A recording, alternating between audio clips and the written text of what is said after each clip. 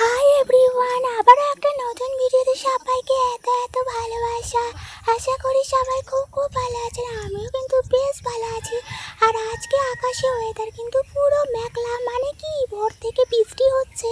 আর সকালে ব্রেকফাস্ট কি খাবো ভেবে না পেয়ে অন্য দিনের মতন রোজকারের মতন একটু আজকে আলাদা করে নিলাম।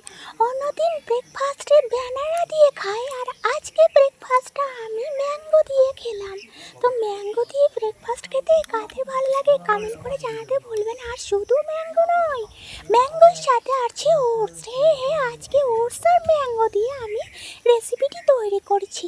তো এটা কিভাবে আমি তৈরি করি তোমরা কি দেখতে চাও? তাহলে চলো ভিডিওটা প্রথম থেকে লাস্ট পর্যন্ত দেখতে ভুলো না, তাহলেই তোমরা দেখে নেবে।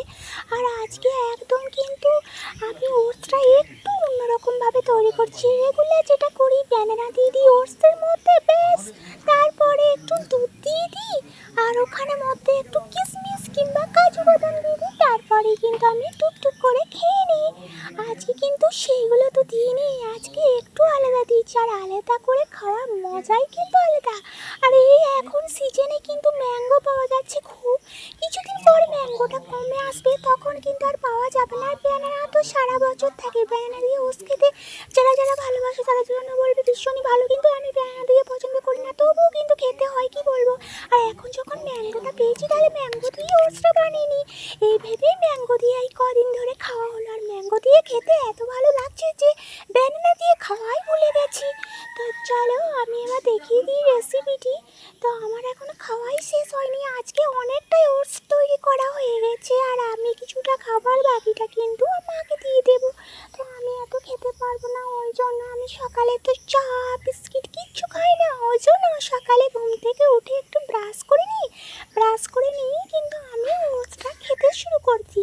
তো অনেকে অনেক রকমের রুটিন আছে আর কি, তো আমি এটা দিয়েই শুরু করে দিই। আমি সকালে কিন্তু বিস্কিট চা খেতে একদমই পছন্দ করি। আর আমি এদিকে বলছি একটু নাও না নাও না। তো তারপরে দেখো ওটসটা আমি দিলাম, যে আমি নিজে হাতে বানিয়েছি, দেখো অন্যদিন তুমি বানিয়ে দাও।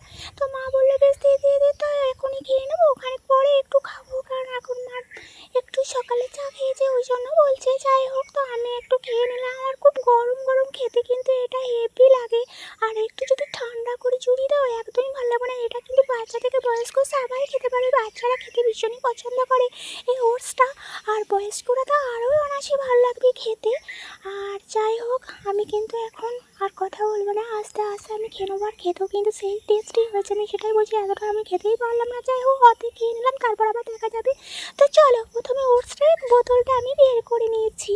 এটা হচ্ছে কি ওটস তো দেখাই ছিল, দেখতেই পেলে। আর এখানে আমি দেখো প্যানের মধ্যে আমি ওটসটা দিয়ে দিলাম, একটু বিস্কিট দিয়েছি, তারপর ম্যাঙ্গো দিয়েছি, আমুল দিয়েছি, চিনি দিয়েছি, আমুল দুধ দিয়েছি। দারুণ হয়েছে।